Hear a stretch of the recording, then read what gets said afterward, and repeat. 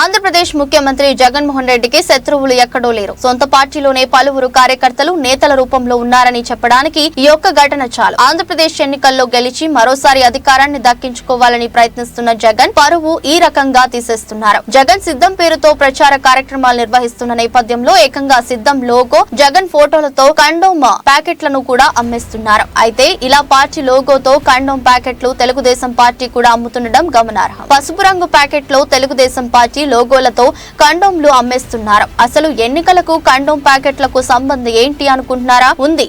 అదేంటంటే పిల్లల్ని కనడం తగ్గిస్తే ప్రభుత్వం నుంచి అందాల్సిన పథకాలు కూడా తగ్గుతాయి కదా. ఇందుకోసం పార్టీలు ఈ కొత్త ప్రచార పంథాను ఎంచుకుంటున్నారు. ఈ విషయాన్ని ఆంధ్రప్రదేశ్ లోని పలు జిల్లాలకు చెందిన స్థానికులతో లోకల్ నేతలు చర్చించినట్లు తెలుస్తోంది. అయితే ముందు ఈ కండోమ్ ప్యాకెట్ల అమ్మకాలను ప్రారంభించింది తెలుగుదేశం పార్టీని అట. ఈ విషయంపై జగన్మోహన్ రెడ్డి స్పందిస్తూ కండోమ్లతో ఆపేస్తారా లేక వయాగ్రాను కూడా పంచుతారా అని పంచులు వేశారు. దాంతో తెలుగుదేశం పార్టీ కార్యకర్తలే ఇలా జగన్మోహన్ రెడ్డి ఫోటోతో ఆయన పార్టీ పేరుతో కండోమ్లు తయారు చేయించి అమ్ముతున్నారన్న టాక్ కూడా ఉంది. జగన్మోహన్ రెడ్డి చేసిన కామెంట్స్ పై తెలుగుదేశం పార్టీ నేతలు స్పందిస్తూ సిద్ధం అంటే ఎన్నికలకు సిద్ధం అనుకున్నాం కానీ ఈ ప్రక్రియకు సిద్ధం అని అనుకోలేదు అంటూ సెటైర్లు వేశారు. ఎన్నికలు వస్తున్నాయంటే ఒక పార్టీ మరో పార్టీపై దుమ్మెత్తి పోసుకోవడం, వ్యక్తిగత దూషణలు చేయడం వంటివి చూస్తుంటాం. ఇలాంటివి సాధారణంగా జాతీయ పార్టీల విషయంలో జరుగుతుంది. ఇక ఆంధ్రప్రదేశ్ రాజకీయాల గురించి ప్రత్యేకంగా చెప్పక్కర్లేదు. బరిలోకి దిగే పార్టీలు ఏ స్థాయికి దిగజారిపోయి అసభ్యకరమైన ప్రచారాలు చేస్తారో తెలిసిందే. అందుకు ఈ కండోమ్ల ఘటనే ఉదాహరణ. తెలుగుదేశం పార్టీతో కండోమ్లు తయారు చేయించింది పార్టీనే అని ఆరోపణలు ఉన్నాయి. ఎందుకంటే